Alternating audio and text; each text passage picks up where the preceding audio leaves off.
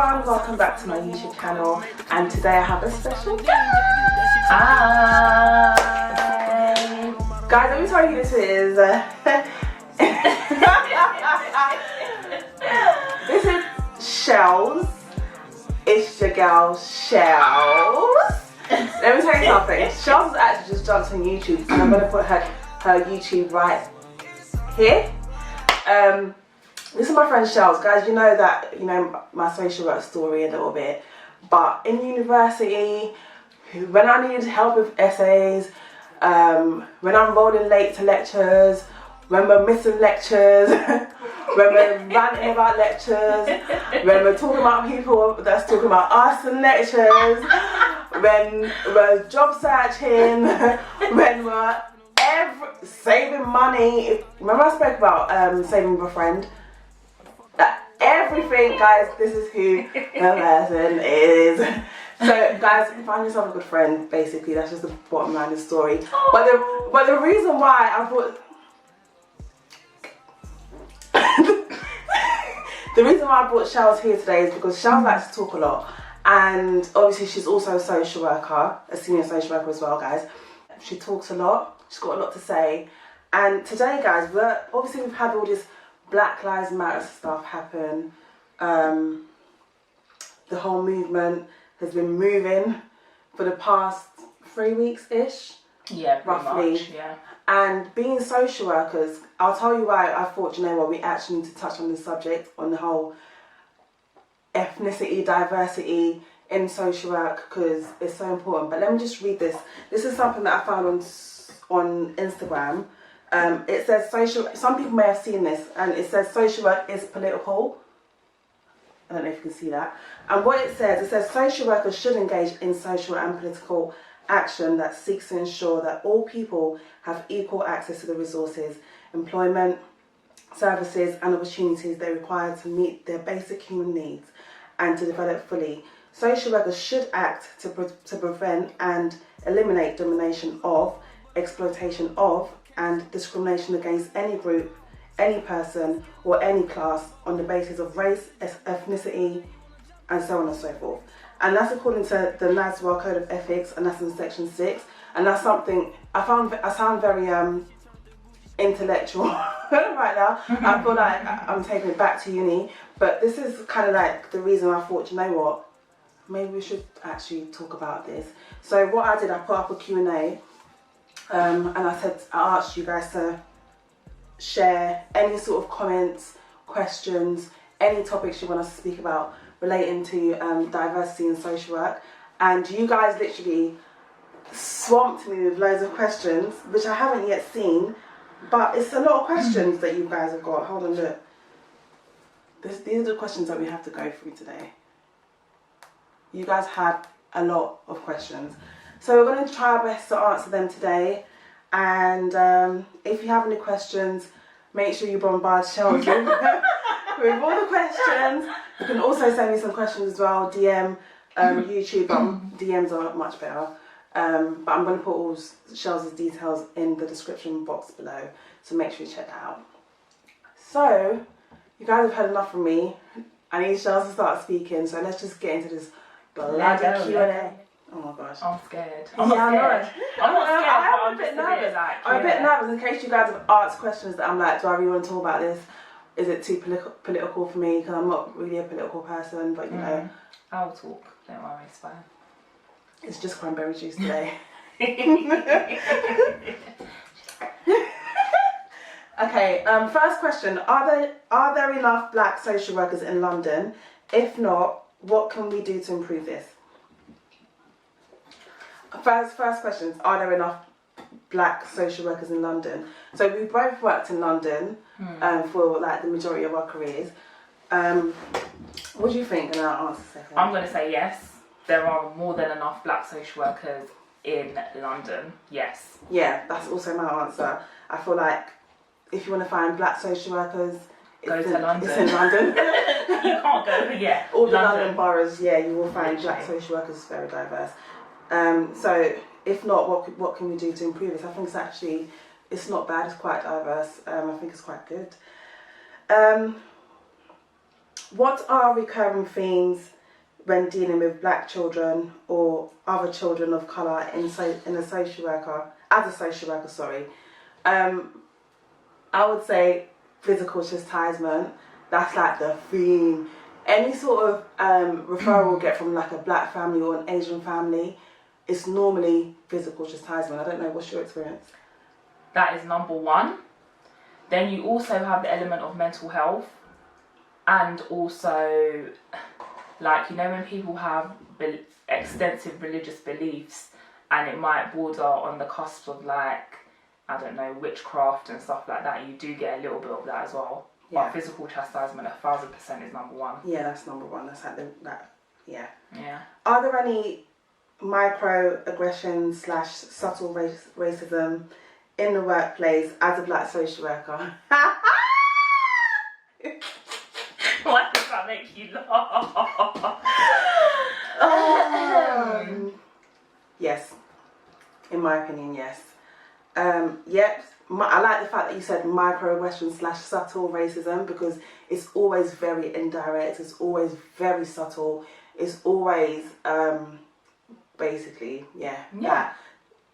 Yeah, to the point. It's so you could just brush it off. Yeah. That's how. There's no point addressing it. Yeah, there's not even any point, because they'll ask you to pack your bag and go. Basically, because it'll be like, we didn't even mean anything. Yeah. But yeah, there is, even, it might be subconscious, I don't know.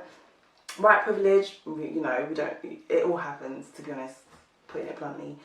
As a black social worker in London, are most of your cases dealing with children who are of colour? Surprisingly, no. Same as you? Yeah, I think it's a very small minority that are. It depends what local authority you're in. I've worked Hertfordshire, London, Kent, and it's all been the same. Like, there's a very small percentage of black people or people of colour on my caseload. It's mainly white British. I'd have to agree with you that bar where I'm working right now, it is predominantly white British, and then obviously you get the Europeans as well. It just depends on the demographics. Yeah, it does. Yeah. But the majority, you probably have like maybe two or maximum. I've only ever had like maybe one family that's black on my caseload, and I'm looking for the names. I'm like, wow. Yeah, it's a black family. Wow. Okay. Yeah, no, seriously, I haven't. I'm actually trying to think back to my caseload from like 3 years ago, and I'm talking about like hundreds of kids now, and probably one black family. Do you think we hide our shit well then? Yeah. That's another conversation for another day. But it's not that the abuse is not happening. It's not that the neglect is not happening. It's just more concealed. But yeah, that's another conversation for another day. Have you ever been in a situation where colleagues have tried to set you up?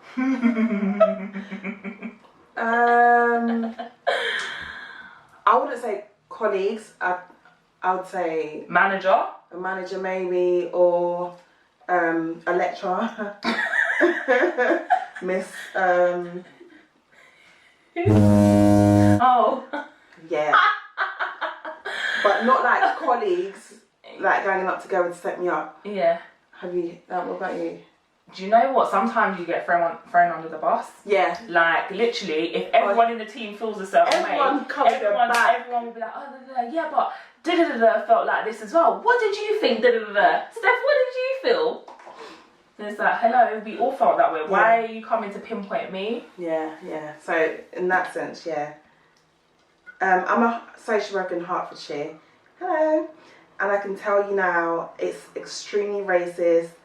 Parents to colleagues. I'm trying to see if she finished it. It kind of cut off, but it says parents to colleagues. Yeah, basically she's letting us know that it is racist down there.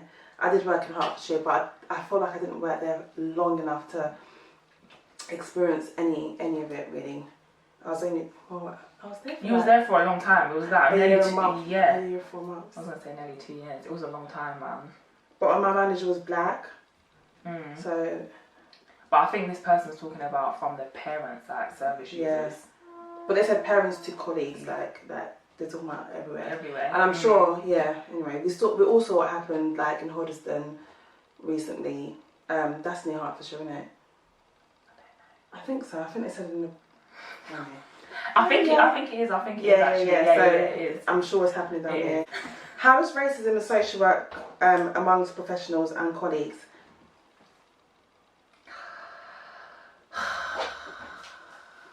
Do you know what? Can I answer this? Yeah, I'm waiting for you to answer. It's a hard one, okay? Yeah, hard. I think it's always indirect and it's just so, you just don't, it's subtle. That's the only word that I can use to describe it. And I was even thinking that I've got these two, like a manager and another social worker. Everything I do in the office, maybe I'm paranoid. I don't think I'm paranoid. I'm not a paranoid person, like I'm not scared, whatever. But every time in the office, I do something, if I move, if I blink, I'm not even loud like that. I try and do my work. I don't talk to anyone like that because I'm so busy. Literally, you're just watching a show like a hawk.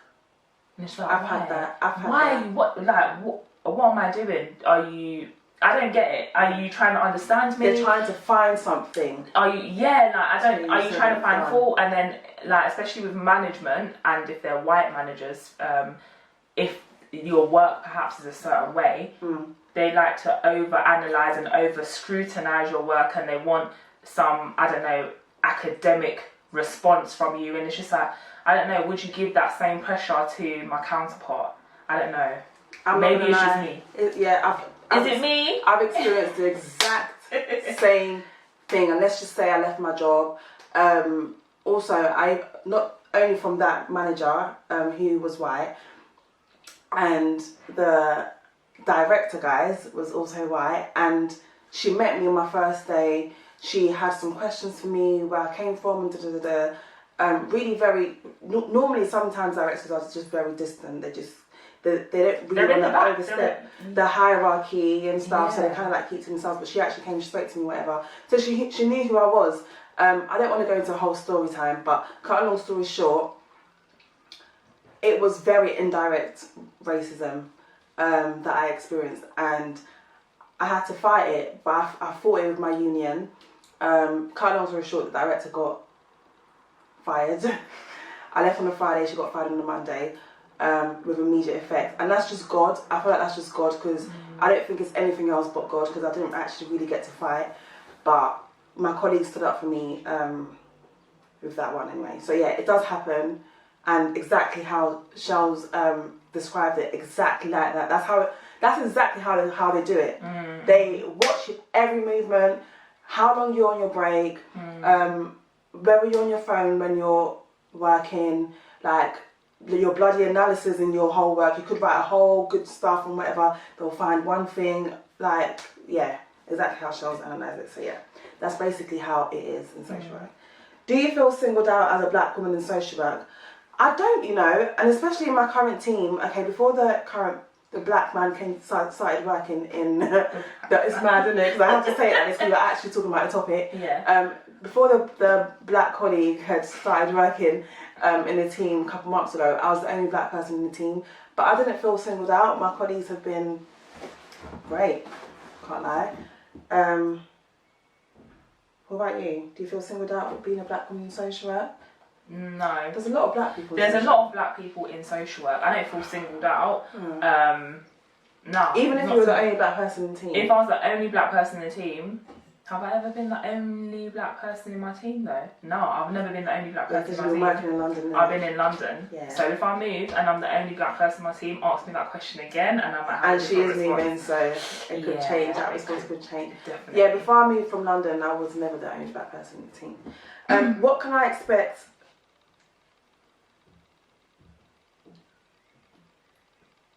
This question doesn't relate to what we're asking about. It says, what can I expect on Masters Social Work? Go and look at the curriculum. Do you know what? People think, that Masters and BSc are different. They're not. Masters literally just squishes it, in. So it's literally the same content. So what she said. Go look at the curriculum. I don't like you. Have you ever faced abuse from your clients, children, family due to your skin? Ooh, I have, but it's not in the you black. It's not like that. It's not like that. Yeah. They'll open the door and they'll be like,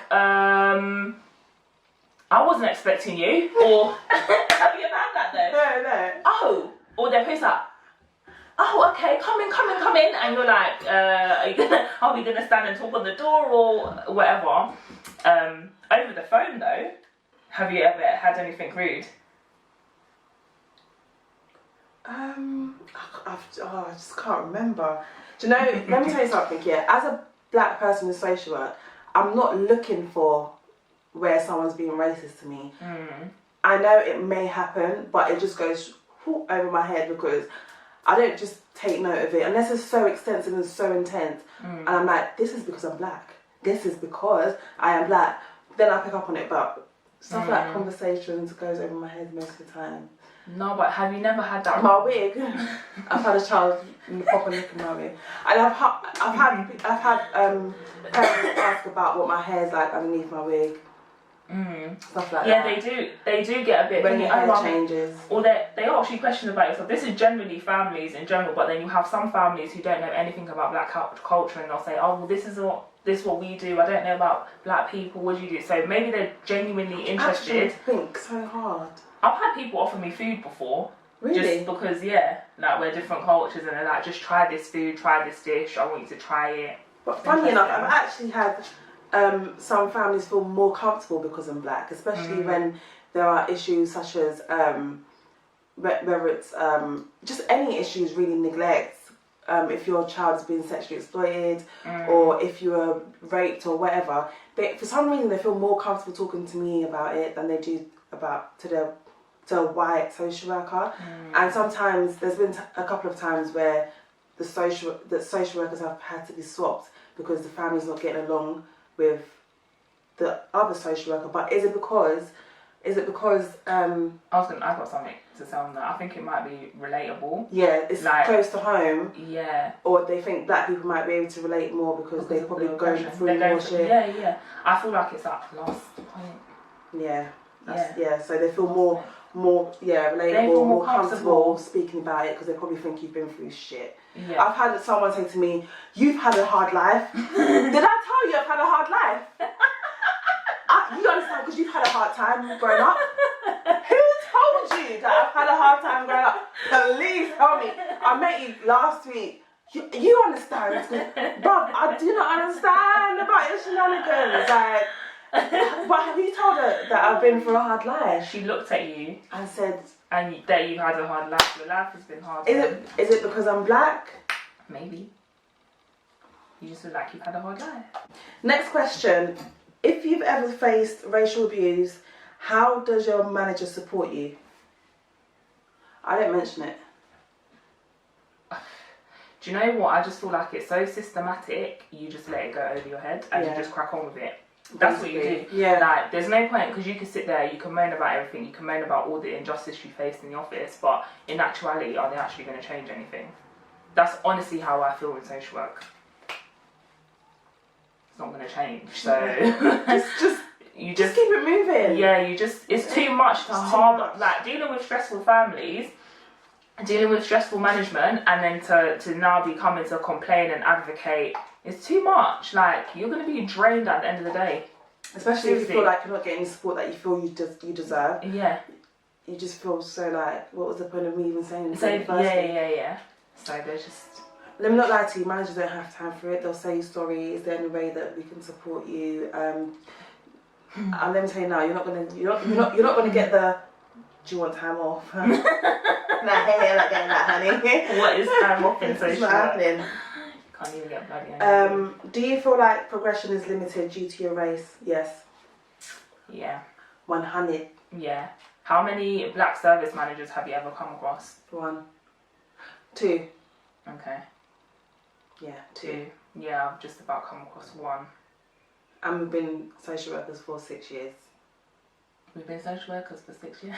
We graduated in 2014, you know. Wow. Yeah. So...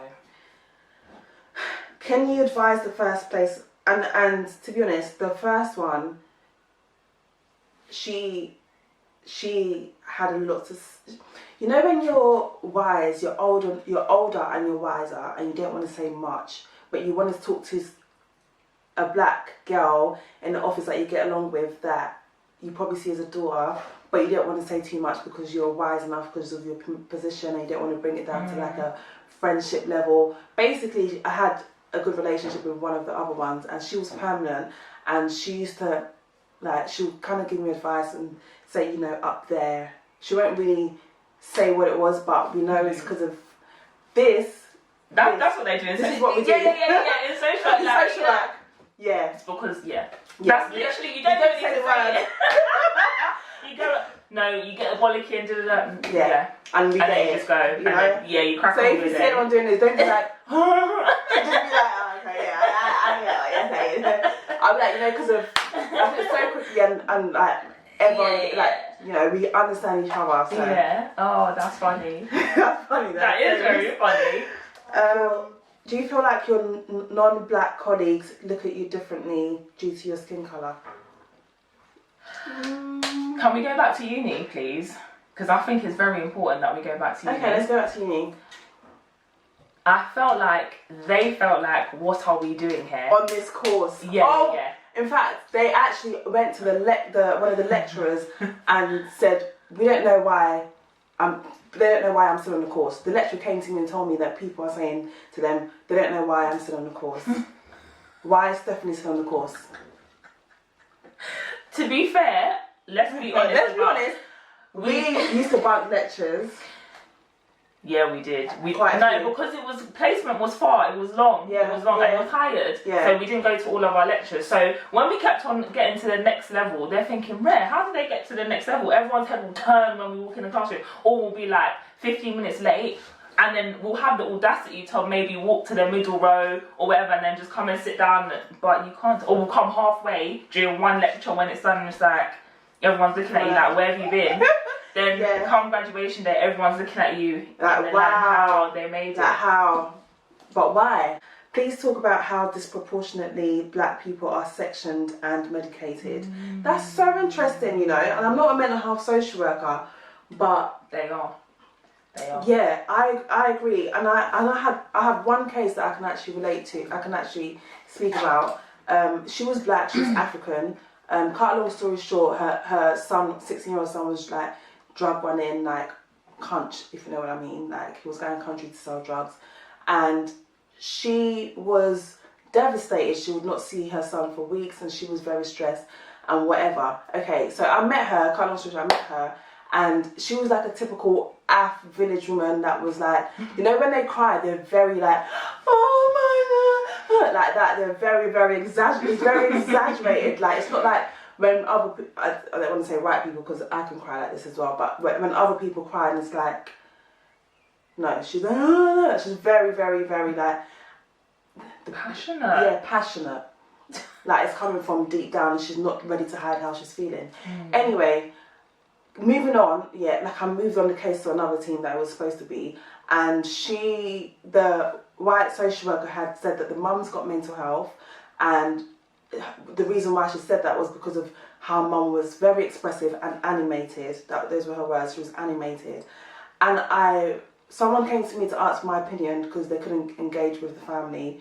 This mum was a nurse, and I actually said to her that she has to just quit your job for now because they're going to ruin your life. I had to tell her, from a black person to another black person, I said to her, just quit your job because they're saying that you have mental health, you've got this, you've got that, and they want to know where you work because they want to go and report it to your workplace.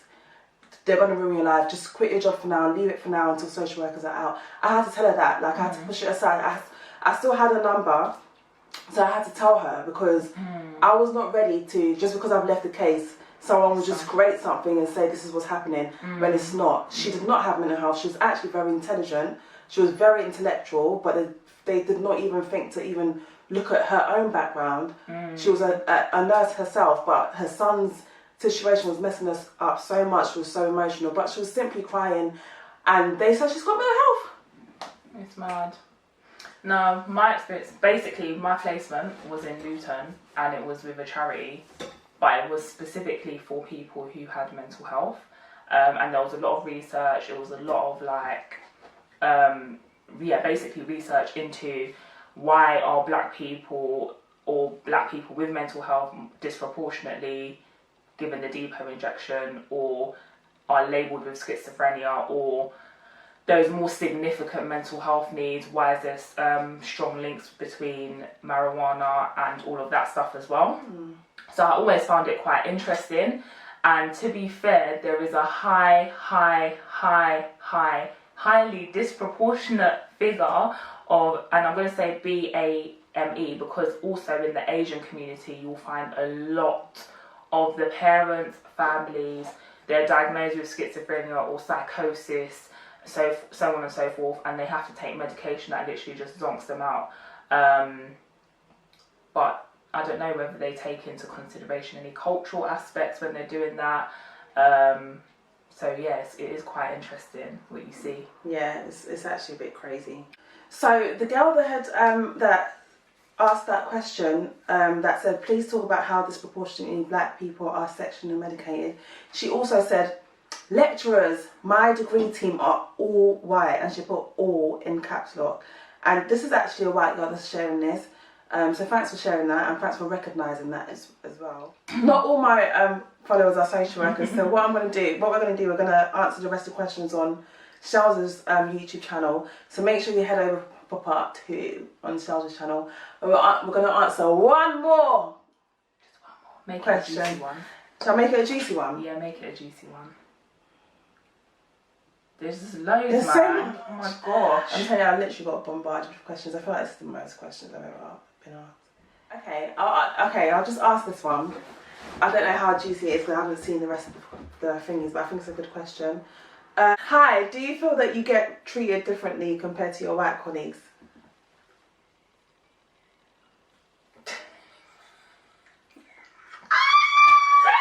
Is that, do you want me to answer that or what? No, we're going to be very honest. Yes. Period. In my current role, yeah. In my current role, I don't feel like I get treated differently within the team. In previous roles, I have been treated differently to white colleagues. And in my opinion, it's because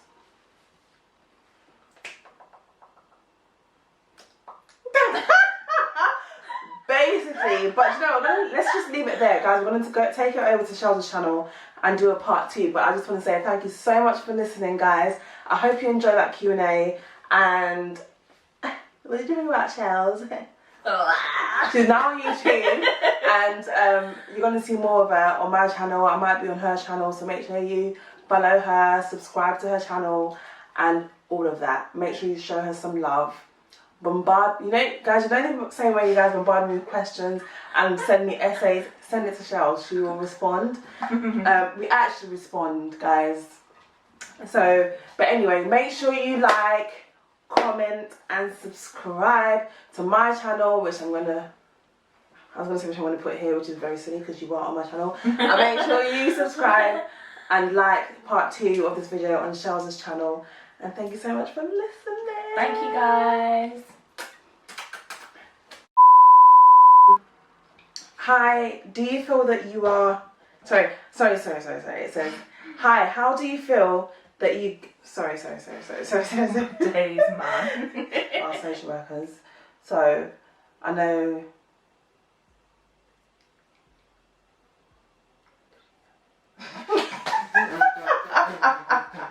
Oh, so what we're going to do...